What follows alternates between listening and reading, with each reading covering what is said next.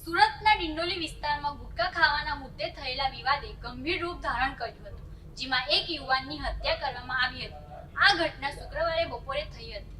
સુરતના ડિંડોલી વિસ્તારમાં ગુટખા ખાવાના મુદ્દે થયેલો સામાન્ય વિવાદ અચાનક હિંસક સ્વરૂપ લઈ ગયો। આ ઘટનામાં એક યુવાનની છરીના ઘા મારી હત્યા કરવામાં આવી, જ્યારે અન્ય એક યુવાન ગંભીર રીતે ઘાયલ થયો છે। આ બનાવની જાણ થતાં જ ડિંડોલી પોલીસે તાત્કાલિક કાર્યવાહી કરી અને કમલાકર ઉલે તથા યશ શિંદે નામના બે યુવાનોની ધરપકડ કરી છે। પોલીસ પાસેથી મળતી માહિતી મુજબ વિવાદ દરમિયાન રાહુલ પાટીલે વચ્ચે પડી મામલો શાંત કરાવવાનો પ્રયાસ કર્યો હતો, જો કે બાદમાં જનૂની બનેલા આરોપીઓ છરી લઈને રામકૃષ્ણ પાટીલના ઘરે પહોંચ્યા અને તેમના પર છરીથી તાબડતોડ હુમલો કર્યો, જેના કારણે સ્થળ પર જ તેમનું મોત નીપજ્યું।